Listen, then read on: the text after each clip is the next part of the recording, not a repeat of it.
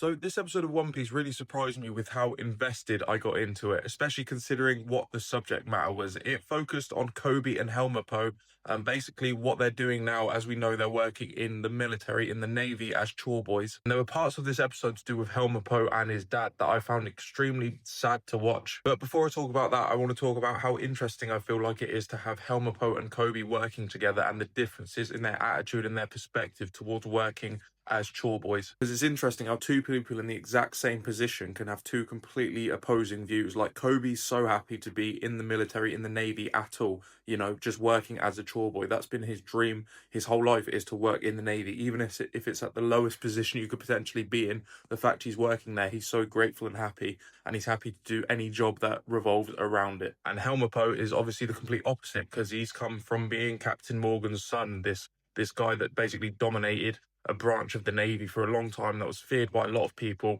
He even had servants. There's a like a flashback to where Helmappo is just, sitting in like next to a pool getting served hot chocolate, basically, I think, by the Navy. And now he's working as a chore boy because obviously Captain Morgan was taken down by Luffy. So he blames Luffy for all of this sort of stuff. But they're in the exact same position, Luffy and Helmappo, but completely different perspectives given where they've come from and what their ideals are. It even gets to a point where they have a full-on fist fight because Kobe's talking about how much he admires Luffy and how much he respects him, and Helmappo obviously has the complete opposite view because he feels like Luffy's the one that put him in this position, and they have a full-on fist fight and nearly get kicked out of the military because of it. But that's where the second part of this story came in, which I found incredibly hard to watch, and that's the relationship between Helmappo and his dad, because in this episode there's a chance that Captain Morgan's about to be executed.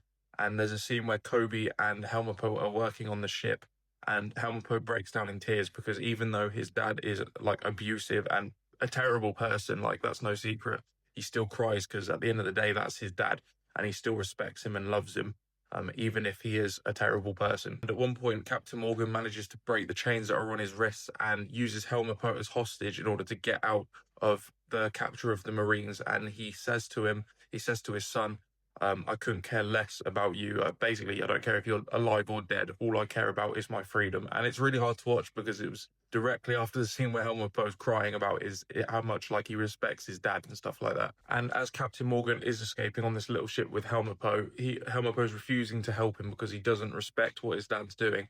And Captain Morgan is like beating the shit out of Helmappo, like just kicking him around, punching him, kicking him, telling him he's not worth anything, sort of thing. And like I said, it's really hard to watch, man, because obviously Helmappo's not the best person in the world. That's no secret. But, he does love his dad, and seeing his dad do this to him because he is like this power-hungry tyrant who couldn't care less about anybody but himself, seeing him beat up Helmappo is genuinely really hard to watch. And it just makes you think, like, what a piece of shit Captain Morgan really is. But massive respect to Kobe in this episode, because as the Marines from headquarters were going to shoot down the boat, that Captain Morgan was on, Kobe stood in front of the cannon because Helmappo was on there, in order to try and save his friend, and he actually swam over to the boat to try and fight Captain Morgan. And while Kobe and Helmappo were fighting, and obviously they stood no chance at all, they were just losing and getting like beat up. Basically, they refused to give up. Do you know what I mean? And Kobe even took on Luffy's philosophy. He wants to live for his beliefs, and if he dies while doing that, then that's fine with him. And I just think that's a beautiful philosophy that he's taken on from Luffy. But either way, Captain Morgan lets Kobe and Helmappo live,